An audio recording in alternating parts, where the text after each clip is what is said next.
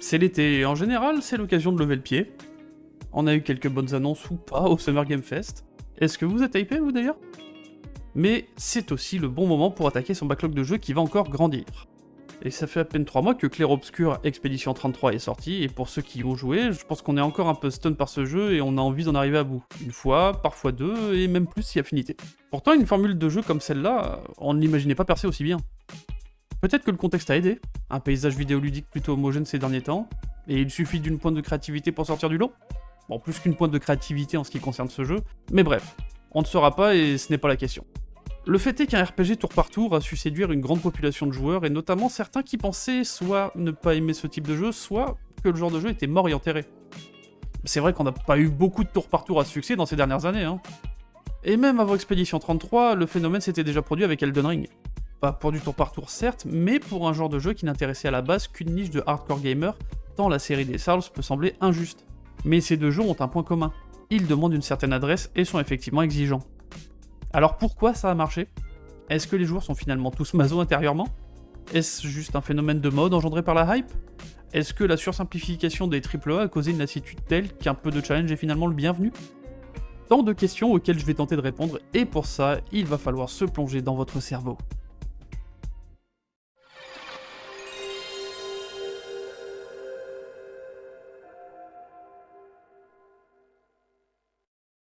Je ne vous ferai pas l'injure de définir ce qu'est un challenge, on aura d'autres termes à définir de toute façon.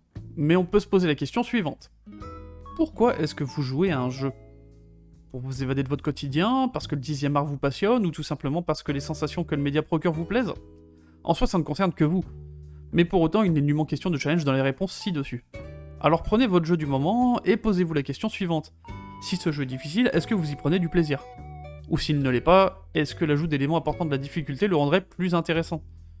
Je vous invite à répondre à ces deux questions en commentaire parce que j'aimerais bien cerner un peu mieux les joueurs là-dessus. Mais dans un premier temps, comme dit plus haut, Elden Ring et Clair Obscur sont des jeux qui plaisent malgré leurs barrières. Alors on va partir du principe qu'un challenge est motivant et on va voir pourquoi. Selon votre personnalité, il est peut-être plus plaisant de rester dans sa zone de confort quand on arrive sur quelque chose de nouveau. Nous ne sommes pas bousculés par des exigences qui nous demandent un certain effort d'adaptation, et c'est potentiellement une des raisons pour lesquelles les AAA fonctionnent de la sorte. On est souvent sur un terrain de jeu familier, les mécaniques sont semblables, peu de difficultés, afin de proposer aux joueurs une expérience sans frustration de bout en bout. La notion de frustration est importante, et elle est même centrale pour ce que je vais vous expliquer. L'étude de l'engagement est un pilier de la user experience, et pour parvenir à un engagement fort, on n'est pas très loin des sujets que j'ai déjà abordés dans ma vidéo sur l'onboarding. Comme je le disais, rendre son jeu attrayant pendant les premières minutes et le maintenir engagé tout au long de l'aventure, ce n'est pas si différent. Dans tous les cas, il faut donner du sens à ce que le joueur doit faire et jouer sur un mécanisme très ancré dans notre cerveau, la motivation. Et cela peut être plus compliqué qu'il n'y paraît. Jouer à un jeu ou pratiquer un art peuvent avoir quelque chose en commun. Ce sont des activités qui n'ont pas de fin en soi et que l'on pratique pour le plaisir. C'est ce que l'on appelle une activité autotélique. Alors oui, on peut peindre et espérer vendre ses tableaux, ou jouer en streaming et envisager de vivre de ce hobby, mais ça ne concerne pas tout le monde. L'idée ici, c'est de comprendre que nous sommes en général plus enclins à réaliser quelque chose s'il y a un but. Donc on peut se demander, tout d'abord, comment motiver un individu à faire quelque chose qui n'apporte rien pendant de longues heures. À cette question qui dépasse le jeu vidéo, il existe déjà des études expliquant pourquoi nous nous adonnons à ce genre d'activité, ainsi que les bénéfices qu'on peut en tirer. Que ce soit pour notre développement cognitif, social, un moyen de réduire son stress, bref, le jeu n'est pas un besoin vital, mais il reste un besoin. Mais en ce qui nous concerne, on souhaite ajouter à cette pratique du challenge, une barrière supplémentaire qui donnera de la résistance. Et si ça peut sembler bizarre, c'est en fait un mécanisme bien huilé, si tant est qu'il soit bien réfléchi en amont. Toutes ces questions posées précédemment ont en fait une réponse plutôt simple, la motivation. Un mécanisme que l'on connaît toutes et tous, et qui sera clé dans n'importe quelle expérience vidéoludique. On peut la découper en 3 grands types. D'une part, il y a la motivation implicite, un phénomène spontané qui serait lié à nos émotions. Parmi ces exemples, on trouve l'ambition, l'envie de réussir dans la vie, ou encore l'attrait pour le pouvoir. Bien qu'il puisse avoir un impact dans certains cas, ce n'est pas un levier tellement exploité dans les jeux vidéo, du moins dans les expériences solo. Le deuxième type de motivation qui va plus nous intéresser, c'est la motivation extrinsèque. Celle-ci est alimentée par la finalité qu'elle apporte, en l'occurrence une récompense. Battre un ennemi puissant et récupérer de quoi améliorer votre personnage, faire un détour pour ouvrir un coffre qui donnera un meilleur équipement, des récompenses quotidiennes quand vous vous connectez, tant d'exemples sur lesquels les designers joueront, afin de maintenir en vous un élan de motivation. Bien sûr, votre personnalité joue un rôle déterminant. Certains joueurs seront plus sensibles à la nouveauté, d'autres à la progression, d'autres encore au scénario. Mais au-delà de ça, il y a un phénomène intéressant au début de toute expérience, l'honeymoon effect. Cet effet lune de miel survient quand tout est nouveau. Votre cerveau est surexcité, il embellit la moindre découverte. Dans Elden Ring par exemple, même si la première sentinelle de l'arbre vous a rappelé que vous étiez dans un From Software, vous restez motivé car votre perception est altérée par la magie de la découverte et de la curiosité. Mais attention, cet effet s'érode vite. Un jeu qui ne se renouvelle pas peut vite retomber à plat, même si la première impression était excellente. Alors on peut espérer que le joueur accroche, mais pour le reste, il faut envisager de lui offrir autre chose. La motivation, c'est un peu comme une barre de mana. Si on en arrive à bout, il n'y a plus de magie. Une solution serait de jouer sur la motivation extrinsèque en proposant des récompenses ponctuelles. Un coffre qui va récompenser la curiosité d'un joueur qui explore, des éléments facilitant la progression du joueur et donnant un peu plus de confort sur des boss que vous percevez alors comme plus abordables. Et évidemment une nouvelle pièce d'équipement en battant le dit boss qui vous causait moult problèmes auparavant. Une boucle simple qui permet d'offrir un boost de motivation, d'estime de soi et qui va taper pile dans ce qui nous intéresse ici, un sentiment d'accomplissement qui va justement satisfaire notre besoin d'accomplissement. Mais aussi favoriser le troisième type de motivation, la motivation intrinsèque qui est alimentée par le simple fait de faire une activité pour le plaisir. Là où Elden Ring, entre autres, est intéressant, c'est que sa structure va effectivement placer des murs comme Margit en début de jeu, mais qui en réalité n'est pas un élément si bloquant que ça, parce que dès le début du jeu, vous aurez accès à une zone conséquente qui va 1. Encourager l'exploration et le plaisir de la découverte, 2. Permettre aux joueurs de progresser, que ce soit via les runes pour augmenter vos statistiques, mais aussi votre habileté à jouer, vous donnant une impression de pouvoir réaliser des actions plus complexes, et 3. Vous donner des éléments qui rendront les situations plus abordables. Et cette boucle est utilisée de manière centrale dans des roguelikes également. Vous lancez votre partie, vous découvrez votre environnement et les règles de la run si ces dernières changent d'une partie à l'autre, vous évoluez et progressez, perdez et engrangez du savoir-faire et des éléments de progression dans le cas des roguelites, que vous mettrez à profit la partie suivante. Vous savez, ce fameux « allez, encore une tentative » qu'on a tous fait en jouant à Hades, surtout que ce dernier nous récompense même dans la mort. Cette envie de retenter sa chance directement est un phénomène qui a justement été analysé par Jesper Juul dans son livre The Art of Failure, An Essay on the Pain of Playing Video Game.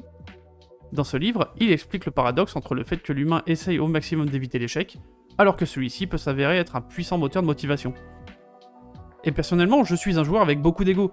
Peu importe le nombre d'échecs, il ne me suffit que d'une seule victoire pour considérer un boss comme battu. Et tant pis si ça fait 102 à 1, de toute façon il est mort donc il ferme sa gueule. Un phénomène qui ne concerne pas que moi, c'est démontrable avec les boss cachés qui sont devenus populaires, par exemple Malenia dans Elden Ring et Simon dans Expedition 33. Ce sont des challenges difficiles, qui semblent parfois injustes, et pourtant, beaucoup de joueurs se sont lancés dans cette quête absolument pas nécessaire pour terminer l'aventure principale. Ici, il y a potentiellement un autre phénomène lié à la motivation implicite qui rentre en jeu. La motivation sociale ou comparative qui peut ici avoir deux éléments clés. Le premier, c'est ce besoin de se rassurer sur nos compétences, car un joueur avec de l'ego pourra avoir du mal à accepter que quelqu'un est meilleur que lui, donc battre le même boss serait une sorte de valorisation sociale. Et deuxièmement, c'est un moyen de s'intégrer un peu mieux dans la communauté du jeu concerné, le sentiment d'appartenance. Des notions qui sont justement abordées dans la théorie de l'autodétermination de Edward Deci et Richard Ryan. Cette théorie explique que l'humain est motivé par trois besoins psychologiques fondamentaux. L'autonomie, qui consiste à se sentir libre de ses choix et aussi de pouvoir exprimer sa créativité. La compétence, ce besoin de se sentir efficace, de progresser et de réussir à surmonter des difficultés. Et enfin le sentiment d'appartenance, parce que nous voulons être connectés les uns aux autres. Et par conséquent, le challenge alimente le besoin de compétences. En affrontant des difficultés, on sent que l'on gagne en maîtrise et cela nous donne un accès VIP au cool club des gens qui ont battu Malenia par exemple. Cela nous amène à un autre concept clé qui expliquerait pourquoi le challenge serait quelque chose que l'on recherche dans les jeux. Une théorie assez connue qui a été établie par Mihai Csikszentmihalyi, le flow. Un joueur peut passer par tout un panel d'émotions et d'états, mais s'il y en a un que tous les designers aimeraient provoquer, c'est l'état de flow. Un état mental où la personne est tellement immergée et concentrée qu'elle en oublie tout ce qui se passe autour d'elle. Ce serait en théorie l'état où l'expérience de jeu serait optimale, dû à un nombre de facteurs favorisant une progression fluide, tout en offrant suffisamment de résistance pour donner au joueur un intérêt à la tâche qu'il doit réaliser et surtout une grande satisfaction quand celle-ci est accomplie. Cet équilibre est extrêmement dur à trouver car il demande au designer de se projeter sur la façon dont un joueur va s'approprier les mécaniques de jeu et surtout comment il va appréhender l'expérience et ses challenges. Dans un jeu linéaire, le flow est le plus facile à provoquer, car la progression est mieux maîtrisée, et donc l'équilibrage est plus facile à maintenir. Mais cela devient compliqué dans des open world. Et si vous avez réussi à atteindre cet état dans Elden Ring, prenez quelques secondes pour réaliser que c'est une prouesse, d'avoir réussi à vous plonger dans cet état, tant les possibilités de déséquilibrer le jeu en votre faveur se multiplient au fur et à mesure de votre progression. En soi, le flow reste un état que l'on cherche à atteindre en partant du principe que le joueur va adopter un comportement standard. Parce qu'en soi, il est tout à fait possible d'oblitérer Malenia à coups de Kamehameha ou de one-shot les boss les plus compliqués d'Expedition 33 en sortant des chiffres hallucinants. Et en ayant vu un speedrun de Baldur's Gate 3, j'ai été choqué de voir comment il passait Myrkul avec des mécanismes de jeu bien exploités. Et même si ça détruit tout le challenge et casse l'expérience attendue, c'est acceptable. Et tant pis si ça nous sort du flow. D'une part parce que c'est dans le jeu, et que l'innovation et la créativité sont également des moteurs de satisfaction quand on arrive à trouver une solution originale. D'autre part parce que, comme dirait Guillaume Broche, CEO de Soundfall, tout joueur de Final Fantasy X pourra dire que quand tu fais tout le contenu annexe et que tu arrives au boss de fin et que tu le one-shot, c'est un peu cool. mais si on excuse un jeu qui devient facile, l'inverse est évidemment malvenu, si cette difficulté ne donne pas l'impression de pouvoir progresser. Pour remédier à ça, il existe plusieurs solutions. D'une part, la difficulté est parfois revue à la baisse après une montée en niveau ou un challenge relevé pour donner aux joueurs une pause, ainsi qu'un sentiment de montée en puissance. De l'autre, on a des solutions plus créatives, comme une difficulté ajustable dynamiquement. Par exemple, Resident Evil 4 donnera plus de munitions ou d'objets de santé si vous n'en avez plus. Et si vous mourrez à de multiples reprises, certains ennemis feront moins de dégâts, voire disparaîtront. Vous connaissez potentiellement le système d'AI Director de Left 4 Dead, un système qui analyse votre progression, grâce à plusieurs paramètres, et qui prend des décisions en fonction, afin de vous maintenir dans un état de stress, mais surtout pour vous donner de la résistance ou du répit en fonction de votre prestation. Enfin, nous pouvons aussi parler de Echo, dont tout le design repose sur le fait de changer les règles au fur et à mesure de votre progression pour vous forcer à jouer différemment. Très rapidement, Echo vous demande de vous déplacer dans un palais qui fonctionne en deux phases. Une phase de reboot, pendant laquelle vous vous déplacez librement, et une phase d'analyse dans laquelle des copies de votre personnage vous traquent. Et l'objectif sera de vous infiltrer et de continuer votre progression. Mais dans cette phase, le palais analysera la moindre de vos actions. Enjamber un obstacle, marcher dans de l'eau, utiliser votre arme, détourner l'attention avec votre voix, tout sera analysé. Et en fonction de la fréquence d'utilisation de vos actions, l'IA jouera comme vous au prochain reboot, vous forçant alors à toujours avoir un atout dans votre manche. Soit en ne jouant que d'une seule façon pendant chaque phase active, soit en équilibrant la fréquence d'utilisation de vos différentes possibilités pour toujours donner aux IA des failles dans leur comportement. Tous ces exemples sont là pour garantir que vous restez dans cette fameuse zone de flow, où l'expérience vous demandera toute votre attention, sans pour autant vous en sortir à cause d'une difficulté trop haute. Vu que l'on se base sur beaucoup de théories, en voilà une autre. La théorie de l'attribution. Elle va expliquer le processus cognitif qui nous amène à rattacher un événement à une cause.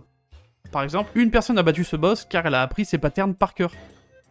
Cette théorie va un peu plus loin, parce qu'elle peut nous amener à justifier nos échecs pour des raisons qui sont potentiellement erronées. La manette, le lag, le jeu qui est mal conçu, vous voyez le genre. Mais là où cette théorie nous intéresse, c'est vis-à-vis du message qu'un challenge peut véhiculer à un joueur.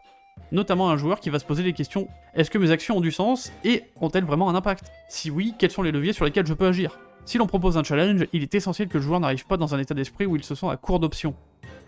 Et ça, des jeux comme Candy Crush Saga l'ont compris. Vous vous souvenez dans la vidéo sur la protection des joueurs, je parlais du fait que Candy Crush Saga proposait des niveaux de plus en plus complexes, afin d'inciter des joueurs à passer par la boutique. C'est une des utilisations de ce mécanisme de l'attribution. Mais au-delà de ça, quand on recommence un niveau, sa disposition est un peu aléatoire, ce qui donne l'impression qu'il y a une marge de manœuvre à chaque essai. De manière plus saine, dans Elden Ring, on a cette possibilité d'aller voir ailleurs si un boss est trop compliqué. Et dans Expedition, c'est un peu la même chose, avec en bonus la possibilité de modifier notre build avec des Lumina, qui permettent de réfléchir à des façons plus adaptées d'appréhender une situation, sans la pression de devoir se commit sur un choix, puisque tout est interchangeable. Et si vous avez bien suivi, ce dernier exemple permet de faire parler votre créativité, afin de trouver des solutions innovantes pour continuer votre aventure. Tout est connecté. Un bon design donnera toujours une porte de sortie afin de ne jamais laisser l'impression qu'un facteur externe incontrôlable peut bloquer votre progression. En vrac, je vous donne 2-3 infos supplémentaires. Il y a le Near Miss Effect, par exemple, qui est un mécanisme très intéressant. Cette impression d'avoir presque réussi quelque chose libère visiblement autant de dopamine qu'une victoire. Donc même si la frustration d'être à un cheveu de réussir est présente, elle a aussi un effet positif. De l'autre côté, il est important dans un jeu qui demande de s'y reprendre à plusieurs fois de donner une possibilité aux joueurs de pouvoir réessayer rapidement. From Software a fait beaucoup de progrès là-dessus justement. L'espacement entre feu de camp et boss dans Dark Souls 1 était parfois très grand. Et au fur et à mesure des épisodes, ceux-là se sont retrouvés plus proches si ce n'est collés à la zone de boss. Enfin, je vous parlais de la motivation intrinsèque, qui je vous le rappelle est la motivation qui vous pousse à agir par satisfaction personnelle. C'est lié aux dents dont je vous ai parlé dans ma vidéo sur l'onboarding, à noter que rajouter des récompenses, donc de la motivation extrinsèque, pourrait nuire à notre satisfaction. Mal doser les récompenses peut transformer ce que l'on faisait auparavant pour le plaisir en une tâche que l'on réalise dans un but intéressé. Le plaisir se perd. L'exemple que je pourrais donner là-dessus, c'est le Battle Pass qui incite les gens à revenir régulièrement, non plus pour chercher de l'amusement, mais plutôt pour compléter son parcours de récompense. En même temps, vous avez payé pour ces récompenses. Donc il y a une motivation financière. Et avec tous ces éléments de réponse, on a de quoi conclure sur ce sujet. Les joueurs ne sont pas masochistes. Quoique, ceux qui s'engagent dans des challenge runs ou des speedruns à l'aveugle me font douter de leur santé mentale. Mais pour le commun des mortels, jouer à Dark Souls ou à n'importe quel jeu de ce genre n'est pas un signe de folie. Côté développeur, c'est un subtil équilibre qu'il faut trouver pour jouer sur tous les mécanismes cognitifs de votre cerveau, que ce soit le circuit de la récompense, une gestion de la frustration, et surtout une compréhension de ce qu'est la motivation. Le challenge, c'est l'occasion de donner au joueur un focus clair, un ennemi à surmonter pour lui offrir la satisfaction d'avoir accompli quelque chose. Que ce soit un boss difficile, un casse-tête qui vous a poussé dans vos retranchements, ou n'importe quelle tâche compliquée, ce que vous devez comprendre, c'est qu'un jeu bien designé n'est pas là pour anéantir votre estime de vous. Au contraire, c'est lui qui va dresser un mur et vous donner les outils pour le franchir ou l'abattre. Comme disait une étude que j'ai lue, ne vous contentez pas de rendre le jeu plus difficile, montrez au joueur qu'il s'améliore. Donc la difficulté n'est pas un problème, c'est la perception de celle-ci qui peut en devenir un. Mais tous les jeux n'ont pas besoin de challenge pour plaire, et c'est justement ce qui fait la beauté de cet art, il y en a pour tous les goûts. Certains diront que le problème du fun, c'est qu'il est subjectif. Moi, je pense au contraire que c'est ce qui fait toute sa richesse. Et même si j'apprécie les moments calmes comme dans Wonderstop, je dois avouer qu'un challenge un peu corsé me fait toujours le plus grand bien. Après tout, ne dit-on pas qu'à vaincre sans péril, on triomphe sans gloire? Et ce sera tout pour cette vidéo, peut-être un peu plus courte que d'habitude, mais c'est tant mieux, parce que c'est l'été et il faut se poser. Ça sera aussi pour moi l'occasion de terminer un peu mon backlog. Donc petit rappel, pour ceux qui seraient intéressés, j'ai un Blue Sky que vous pouvez suivre. Je passe pas très régulièrement, mais je suis toujours un petit peu en recherche de comment je vais pouvoir me servir de ce réseau pour communiquer un peu plus avec vous. Et il me reste plus qu'à vous souhaiter des bonnes vacances d'été.